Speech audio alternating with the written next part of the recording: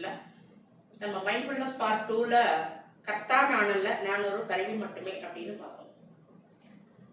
இன்னைக்கு பார்ட் 3ல ஒரு செயல் எந்த சூழ்நிலையில கர்மாவாக மாறுது அப்படிங்கறத பொறுத்து இன்னைக்கு நம்ம பார்க்கலாம். கர்மா அப்படிங்கறதே கடந்த கால நினைவுகளோட சம்பந்தப்பட்டதுதான். மனம் கடந்த கால நிகழ்வுகளோட இணைஞ்சு அதனால ஒரு உத்வேகப்பட்டு ஒரு செயல் செய்வோம். அந்த செயலுக்கு ஒரு விளைவு வரும். அதுதான் கர்மாவாக சொல்லப்படுது. இப்ப நம்ம டோட்டலா பார்த்தோம் அப்படின்னா விழிப்புணர்வு அப்படிங்கிறது, மைண்ட்ஃபுல்னஸ் அப்படிங்கிறது அந்த கணத்துல நடக்கிறது. கர்மா அப்படிங்கிறது கடந்த கால நிகழ்வு.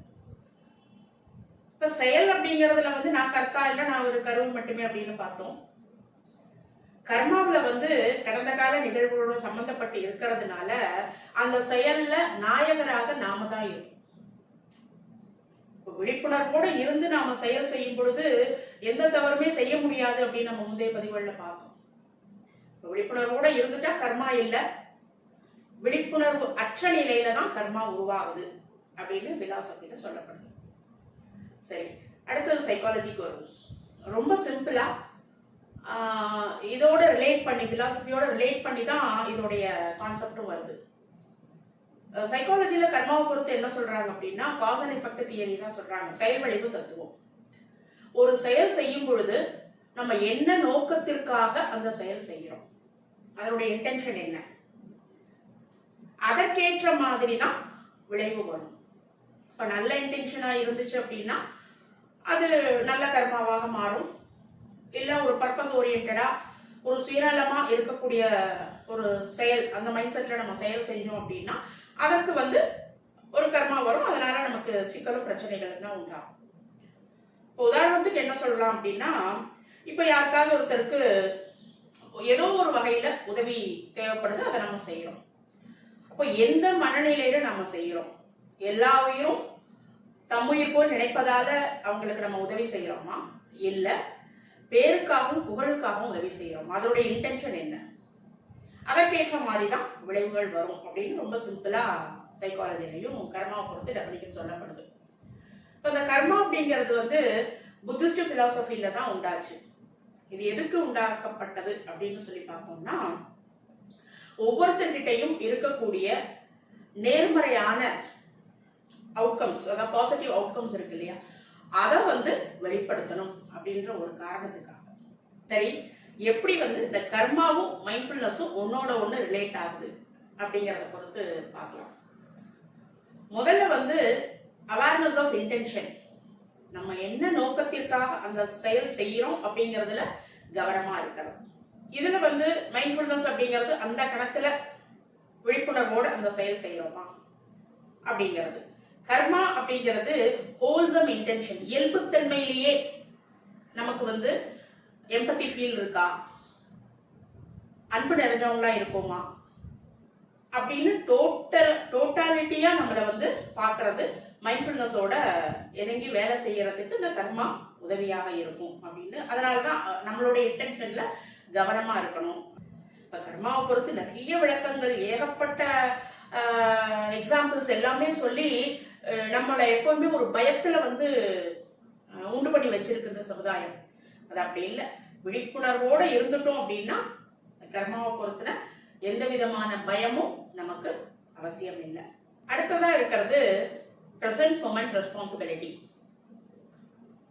அந்த கணத்துல நாம விழிப்புணர்வோட இருக்கிறது நம்முடைய பொறுப்பு. மைண்ட்ஃபுல்னஸ் அதான் சொல்லுது. அப்ப அப்படி இருக்கும் பொழுது நம்மளுடைய சாய்ஸஸ், இப்ப எது செய்யலாம் எது செய்யக்கூடாது, எது பண்ணுனா நல்லது நடக்கும் எது பண்ணுனா கெட்டது நடக்கும் அப்படிங்கறத தேர்வு செய்யறதுக்கு இந்த மைண்ட்ஃபுல்னஸ் உதவியா இருக்கும். கர்மா எந்த வகையில உதவியா இருக்கும்னா மைண்ட்ஃபுல்னஸோட எப்படி இருக்கிறது அப்படிங்கிறதுக்கு கர்மா இந்த இடத்துல உதவியா இருக்கும். ஏன்னு கேட்டீங்கன்னா, நம்ம விளைவை கருதி நல்லது செஞ்சா நல்ல விளைவு வரும், கெட்டது செஞ்சா கெட்ட விளைவு வரும் அப்படின்னு நம்ம கணிச்சு செயல்படுறோம் இல்லையா, அந்த டெசிஷன் அதுக்கேற்ற மாதிரி தான் நமக்கு அது கர்மாங்கிறது செயல்படும். அதான் ரிப்பல் எஃபெக்ட். எதை நீ செய்யறியோ அதற்குண்டான விளைவை நீ அனுபவிப்பாய் அப்படிங்கிற மாதிரி. நல்லது செஞ்சா நல்லது, கெட்டது செஞ்சா கெட்டது. அதான் ரிப்பல் எஃபெக்ட். இப்போ இந்த ரிப்பல் எஃபெக்ட்லயே 3 பிரிவா நம்ம வந்து பிரிக்கலாம். முதல்ல வந்து இண்டிவிஜுவல் லெவல். இண்டிவிஜுவல் லெவல்ல ஒரு தனிப்பட்ட மனிதன் ஒரு செயல் செய்யும் பொழுது அவன் என்ன நோக்கத்திற்காக செய்யறான், அவனுக்குள்ளார அன்பும் கருணையும் நிறைஞ்சு இருந்தா, எல்லா உயிரும் தம்முயிர் போல் நினைக்கக்கூடிய ஒரு தன்மை உள்ள மனிதராக இருந்து செயல்பட்டால் அங்க வந்து நல்ல விளைவு தான் வரும். அப்போ ஒரு தனிப்பட்ட மனிதன் அப்படி செயல்படும் பொழுது அது பழக்கமா இருக்கும். அப்பப்போ நல்லது செய்யறது அது மாதிரி பழக்கமா இருக்கும். இப்போ இதை தொடர்ந்து நம்ம செய்யும் பொழுது ஒரு அவேர்னஸோட மைண்ட்ஃபுல்னஸோட நம்ம அதை செய்யும் பொழுது என்ன ஆகும், அந்த பழக்கமே வழக்கமாக மாறிடும். வழக்கம்னா அப்பப்போ செய்யறது, வழக்கம்னா ரெகுலரா எப்படி நம்ம டெய்லி பல்லு தேய்க்கிறது, குளிக்கிறது, சாப்பிட்றது இது மாதிரி செய்யறோமோ அது மாதிரி இயல்பு தன்மையாக நல்லது செய்யறது மாறிடும். அதற்கு வந்து இந்த இண்டிவிஜுவல் லெவல் உதவியா இருக்கும் அப்படின்னு சொல்றாங்க. அடுத்ததா ரெண்டாவதா இருக்கக்கூடியது என்ன அப்படின்னா இன்டர்பர்சனல் லெவல். இப்ப என்னைய பார்த்து என்னை சார்ந்து இருக்கிறவங்க அவங்களுடைய பிஹேவியரை மாடிஃபை பண்ணிக்கிறது. உதாரணத்துக்கு நான் ஒரு நல்லது செய்யறேன், என்னை பார்த்து என்னை சார்ந்து இருக்கிறவங்க அவங்களும் நல்லது செய்யணும் அப்படின்னு சொல்றது. அதே கெட்டது செஞ்சாலும் அதை பார்த்து செய்வாங்க. ஸோ நம்ம வந்து ஜாக்கிரதையா இருக்கணும். இதற்கு பெஸ்ட் எக்ஸாம்பிள் என்ன சொல்லலாம் அப்படின்னா கம்பேஷனட் ஜெஸ்டர்ஸ். அதாவது ஒருத்தர் வந்து மனம் தளர்வா இருக்கும் பொழுது அவங்களுக்கு வந்து ஒரு சப்போர்ட்டா இருக்கிறது, ஒரு ஆறுதல் சொல்றது, தட்டி கொடுக்கறது, அவங்க ரொம்ப தோய்வா இருக்கும் பொழுது நம்ம ஒரு சப்போர்ட்டா பேசுறது, ஒரு தைரியம் கொடுக்குற மாதிரி பேசுறது, முதியோர்களுக்கு உதவி செய்யறது இல்லையா, உடம்பு சரியில்லாத இருக்கவங்களுக்கு நம்ம கவனிச்சுக்கிறது, நான் இருக்கேன் நீங்க எதுக்கும் கவலைப்படாதீங்க அப்படிங்கிற மாதிரி அவங்களுக்கு வந்து ஒரு மாரல் சப்போர்ட் கொடுக்கறது இந்த கம்பேஷன் ஜெஸ்டர்ஸ்ல வரும். இன்னும் நிறைய இதுல வந்து சொல்லலாம். அப்ப இது மாதிரி எல்லாத்துக்கும் நம்ம வந்து உதவி செய்யறது, நம்மளை பார்த்து நம்மளை சார்ந்து இருக்கிறவங்களும் செய்யறது இன்டர்பர்சனல் லெவல்ல சொல்லலாம். மூணாவதா இருக்கக்கூடியது என்ன அப்படின்னா கலெக்டிவ் லெவல்.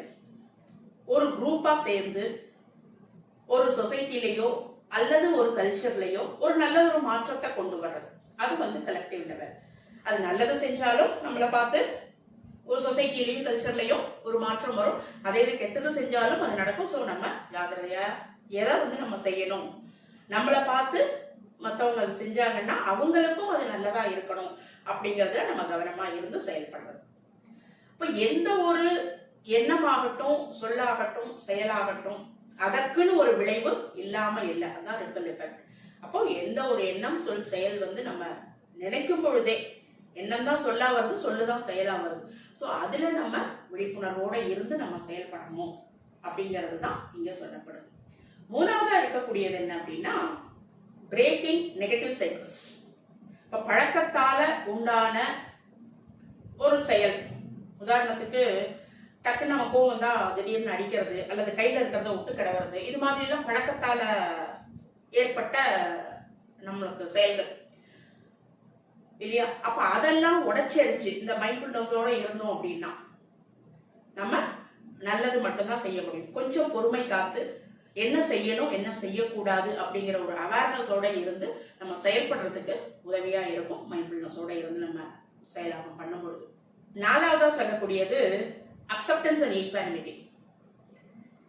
இப்போ ஒரு செயல் செய்யும் பொழுது நம்ம வெறுப்போடையோ கோபத்தோடையோ பேராசையோடையோ செய்யறோம் அப்படின்னா அதற்குன்னு ஒரு விளைவு வரும் இல்லையா.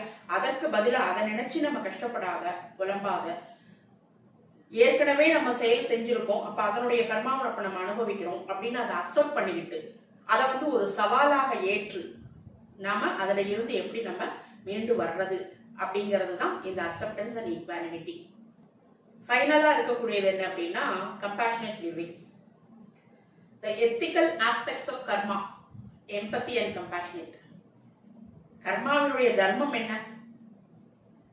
எவ்வுயிரும் தம்முயிர் போல் நினைப்பது, அன்பு நிறைந்தவர்களாக இருப்பது, கருணை நிறைந்தவர்களாக இருப்பது, அவ்வளவுதான். சோ இதைத்தான் வேதாத்திரி மகரிஷி சொல்றாரு, உனக்கும் நல்லதாய் ஊருக்கும் நல்லதாய் நினைப்பதும் செய்வதும் நித்திய கடன் அப்படின்னு. ஸோ நம்ம டோட்டலா பார்த்தோம் அப்படின்னா எந்த நேரத்திலையும் அந்த கணத்துல நம்ம அவேர்னஸோட இருந்து நம்ம செயல்பட்டோம் அப்படின்னா கர்மா பிறப்பதற்கு அங்க வழி இல்லை. ஏற்கனவே நம்ம முந்தைய செயல்கள்ல பாதிக்கப்படக்கூடிய கர்மாவை நம்ம அக்செப்ட் பண்ணிட்டு அதுலயும் அவேர்னஸோட இருந்து அதை எப்படி மீண்டு வர்றது, அதை எப்படி மாற்றி அமைப்பது அப்படிங்கறதுல நாம கவனமா இருப்போம். இதோட இந்த பதிவை நிறைவு செஞ்சுக்கிறேன்.